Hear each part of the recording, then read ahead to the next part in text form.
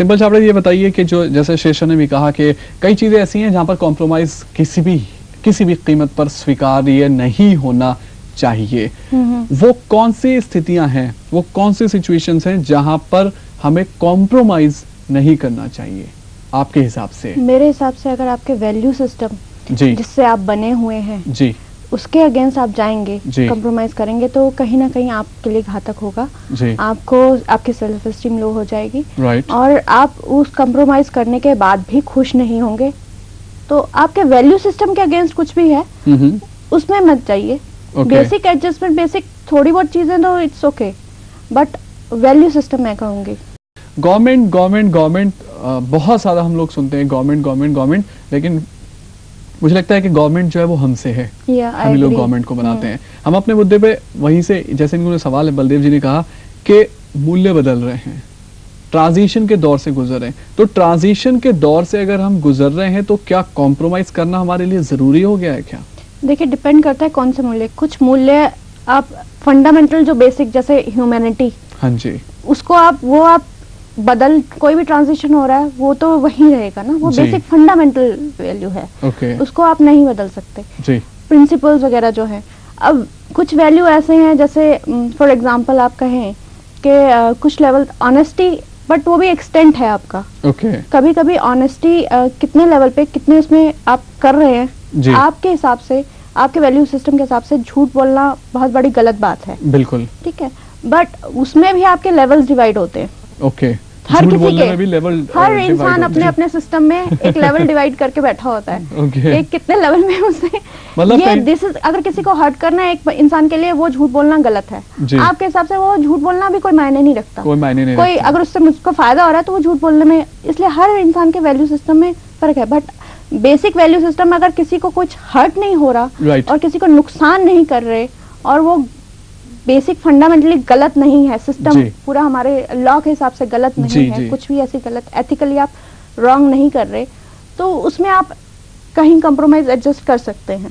Simple भी बहुत अच्छी मिसाल यहाँ पर चेतन जी ने दी है कि उन्होंने कहीं भी कॉम्प्रोमाइज नहीं किया। तो क्यों ये प्रवृत्ति हमारे अंदर क्यों नहीं, हम अपने सिद्धांतों पर कायम क्यों नहीं रह सकते? देखिए, डिपेंड करता है। जैसे एक जगह आपने कहा रिजिडिटी जी, आपको अपने वैल्यू सिस्टम को इवेल्युएट करना है कि ये आपके लिए कितना इम्पोर्टेंट है। वैल्यू सिस्टम पे आप इसका मतलब प्रश्न चिन्ह लगा रही हैं? वैल्यू सिस्टम पे मैं ये कहूंगी, अगर आपकी वैल्यू सिस्टम ये है कि आपको ये कास्ट सिस्टम या इस पे जाना है, आपके बच्चे शादी करना चाहते हैं बट आप स्ट्रिक्ट है कि नहीं वो दूसरे कास्ट की हैं इसलिए हम शादी नहीं करेंगे जी। उस वक्त आपको खुशी नहीं दिखती, तो आपको उस वक्त ये देखना है कि आपके लिए क्या वो कास्ट सिस्टम इम्पोर्टेंट है या खुशी इम्पोर्टेंट है, जो मोर इम्पोर्टेंट वैल्यू सिस्टम है। Caste is not a value system. मेरे हिसाब से ये है कि आपको अपनी वैल्यू सिस्टम का इवेल्युएट करना चाहिए कि मतलब आप ये कहना चाहते हैं कि अगर इंटर कास्ट मैरिज की बात हो, एक एग्जांपल लिया आपने, सिर्फ ये एक एग्जांपल है, इतनी बड़ी जिंदगी में वहाँ कॉम्प्रोमाइज कर लेना चाहिए, राइट? आप ये कहना चाह रही है ना? मैं पेरेंट्स की तरफ से कह रही हूँ, वहाँ पे आपको एडजस्ट, कॉम्प्रोमाइज नहीं कहूंगी, आप एडजस्ट कीजिए। हम सिंपल छाबड़ा के सामने के सामान खरीदते हैं और जैसा भी सामान मिल गया फिर हमें रखना पड़ता है। क्या ये जो कंज्यूमर की जो एक प्रॉब्लम है, तो इसमें हमें समझौता करना चाहिए या नहीं करना चाहिए?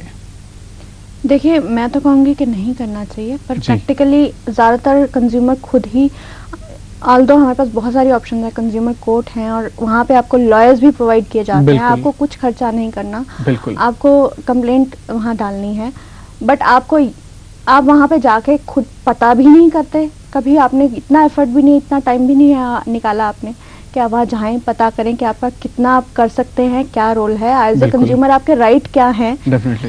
कम से कम आप वहाँ, ज्यादातर लोग क्या है, एक स्टेप, जो पहला स्टेप है वो ही नहीं उठाते, इन्फॉर्मेशन का बिल्कुल यही बात है, जो कि जिसमें कंप्रोमाइज नहीं करना। आप कंप्रोमाइज तो बाद में कीजिए ना, जब आप इवेल्युएट करेंगे कि हाँ इसमें हम और आगे कितना जाना चाहते हैं या नहीं, पर पहला स्टेप इन्फॉर्मेशन का उठाना, इन्फॉर्मेशन का है। और डेफिनेटली इस इन्फॉर्मेशन, देखिए ये एक पहलू अलग है। अगर हम बड़े बड़े साधु संतों को देखें, महात्माओं को देखें, हो सकता है कि शायद उनका पेट भरा हुआ नहीं था, लेकिन उसके बावजूद भी उन्होंने अपने सिद्धांतों से कभी समझौता नहीं किया।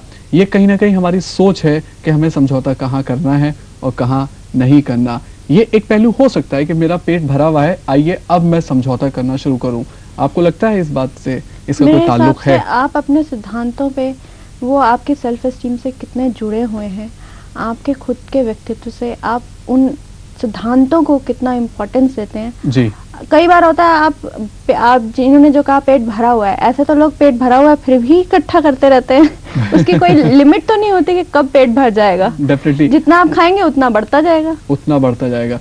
हमारे इस वक्त जो कॉलर्स हैं वो बहुत अच्छी एक समझ यहाँ पर प्रोवाइड कर रहे हैं कि आप देखें कॉम्प्रोमाइज आपको किसके लिए करना है। पर मैं इसमें कहूंगी जो फर्स्ट कॉलर थी जो जिन्होंने बताया वेल टू डू में है जी, उसमें मैं कहूंगी उनके बच्चों को कॉम्प्रोमाइज करने दीजिए। प्रॉपर्टी, अगर प्रॉपर्टी को लेकर वो कर रहे हैं सब तो ठीक है, प्रॉपर्टी आप अपने पास ही रखिए, क्योंकि जब प्रॉपर्टी चली जाएगी तो आप कॉम्प्रोमाइज कर रहे हैं, आपके पास कुछ भी नहीं रहेगा। आप जितना वो कर रहे हैं उतना उनको कॉम्प्रोमाइज करने दीजिए, वो करेंगे। नहीं तो वो कॉम्प्रोमाइज वो तो कुछ भी नहीं करेंगे। फिर ये बात जो है उसमें हम बड़ी खरी बात करते हैं। देखिए साथ में कुछ नहीं, मैं इसमें आप बताइए कि महिलाओं को समझौते करने पड़ते हैं और फिर आप बताएंगे कि पुरुष को क्या समझौते नहीं करने पड़ते हैं। जी, देखिए डिपेंड करता है। मैं ये कहूंगी कि पुरुष को भी करने पड़ते हैं। नहीं, आप महिलाओं की बात बताइए। महिलाओं, मैं तो कह रही हूँ महिलाएं करती हैं कॉम्प्रोमाइज, पर पुरुष भी करते हैं। इट्स नॉट के सिर्फ महिलाएं ही करती हैं, महिलाएं घर में कर रही हैं, पुरुष भी। अब जैसे कल आपका प्रोग्राम आया सास और बहू का, उसमें वो पुरुष भी कहीं ना कहीं कॉम्प्रोमाइज कर रहा है। ठीक है, चाहे मदर के साथ कर रहा है चाहे वाइफ के साथ कर रहा है। आप ऑफिस का परिवेश लीजिए जहाँ ज्यादातर मर्द ऑफिस में रहते हैं, बिल्कुल, तो वहाँ ऑफिस में उनको कई चीजों में काफी एडजस्ट करना पड़ता है, कॉम्प्रोमाइज करना पड़ता है। तो ये सिचुएशन पे डिपेंड करता है। घर पे शायद फीमेल को ये लग रहा हो, स्त्रियों को ये लगता है कि यहाँ पे मुझे ज्यादा एडजस्ट करना पड़ रहा है वो एज ए वाइफ कह रही हूँ, उधर मदर कहेंगी मुझे ज्यादा समझ में आ चुकी है। मेरे ख्याल से इसका ताल्लुक अगर कोई भ्रष्टाचार में पूरी तरीके से लिप्त है तो आज के टाइम में भगवान भी जो है वो साहब मुझे लगता है यही दिखा देता है। उसके बाद भी अब इतना टाइम नहीं है कि वो ऊपर इन बातों को लेकर जाए। एक आदमी ईमानदारी से पूरी जिंदगी जीता है, समझौता कहीं नहीं करता, उसका रिजल्ट उसके सामने यही उसको मिलता है, ऐसी कोई भी बात नहीं है। इनसे पहले हम बात कर रहे थे आपके समझौते की कि महिलाओं को समझौता करना पड़ता है।